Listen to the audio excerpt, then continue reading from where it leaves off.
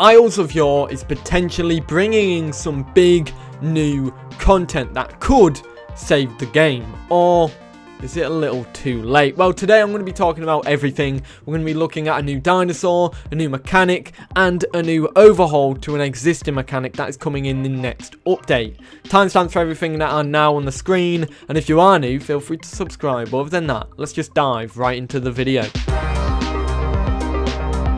A new playable is coming to Isles of Yore, and this is Allosaurus. You heard it here first, and well, you've already heard it here because I have spoke about this before. Allosaurus is the next playable to be coming to the game. However, we have some more stuff to talk about that new playable. In the previous video, I spoke about how there is a head sculpt of the dinosaur, and it looks really cool. Here is it on the screen now, but now we have some more. We have more new stuff, and we have a beautiful 6-second video which showcases the dinosaur roaring on top of a cliff. And well, firstly, I just want to say, minus the dinosaur, look at that background scenery. It looks beautiful, it looks incredible, and of course it always amazes me. The map in this game is really nice. However, let's go back to the dinosaur, because the dinosaur model is also something to write home about. It looks great, it looks really cool, and I definitely think it will fit the game very well. I feel like they've definitely done a good job with this model, and I can see why it's taken a little bit of time.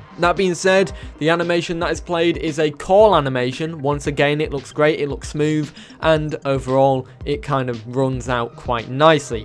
That being said, we don't have the call sound with it just yet, so we'll have to wait and see there on where it goes and how things go with that one, and we'll have to see what goes on there. In addition to this, it seems Allosaurus will not be the only dinosaur explored in the game, because the developer said that after this, they'll be working on a herbivore dinosaur, or herbivore gameplay will be explored.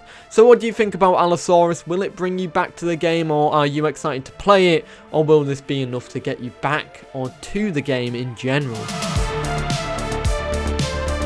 Now, this is a mechanic that I'm pretty sure is technically already in the game, but if it's not, this is also a new mechanic, and if it's not in the game already, it's a great, unique mechanic. This is vaulting. Now, I believe technically it's in the game as an infant form. It's not really that, like, properly fleshed out just yet, and this video showcases that it's going to be getting more fleshed out if it's in the game currently, but if it's not in the game, it showcases that this mechanic will be pretty cool. Essentially, it showcases a Deinonychus walking around a rocky test area, but when it gets to specific areas, it gets a prompt to vault. This prompt then allows the dinosaur to jump up, flap its wings, and pull itself up onto a rock, which is a nice way to get up onto big surfaces when you're a small dinosaur. The prompt will essentially show on surfaces where you can jump up them. There is a wide range of surfaces where you can do this, and of course here the showcase is for the rock.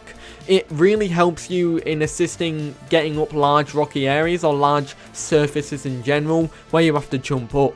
It definitely looks cool, and it looks like a nice new way to jump up onto surfaces, and we definitely get to see another thing where in the end of the video the Deinonychus does a kind of pre-jump where it kind of preemptively starts the mechanic, peers over the rock and leans over as if it's about to start jumping, or before it gets into its jump, maybe like a charge ability. You're charging up your jump. The longer you hold it, the higher you jump, kind of thing.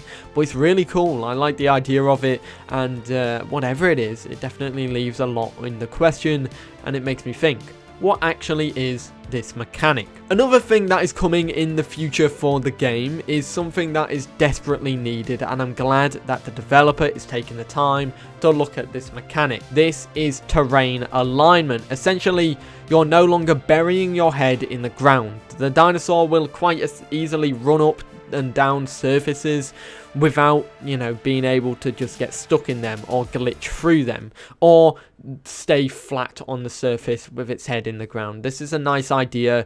There's more smoothness in the gameplay, more smoothness in the animations, and more smoothness when you're running up inclined surfaces or down inclined surfaces, because now the tail won't be clipping in the ground, but you'll also be properly walking. But does this make me wonder, will the fact that you can glitch through rocks get fixed as well?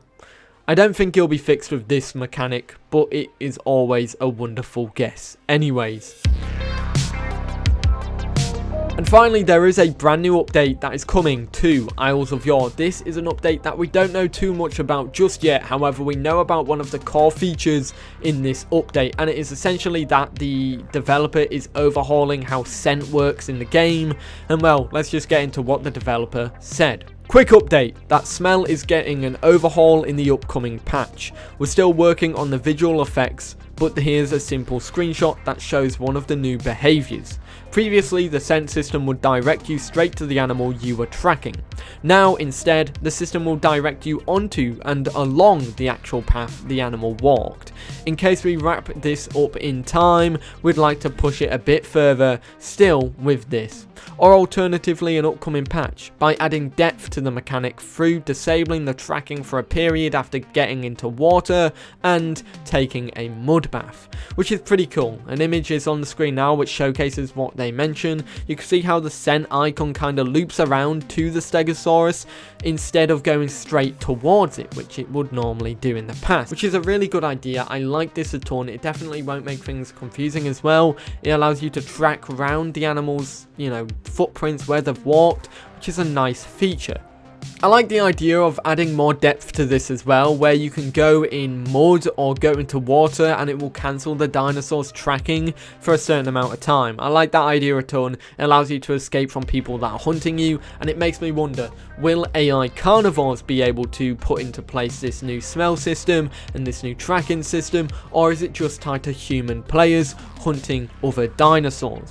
I wonder, and it would be cool if the AI dinosaurs could do this. The next big update for the Isles of Yore is going to be revolutionary. It's going to change the game massively, and we actually have an outline of what they want to do. Recently, they migrated to Unreal Engine 5, and that's why there hasn't been much content on the game, and I outlined that in my video talking about if the game has failed. However, they did outline the 3 main takeaways that they aim to improve upon in the next couple updates, or the next big update.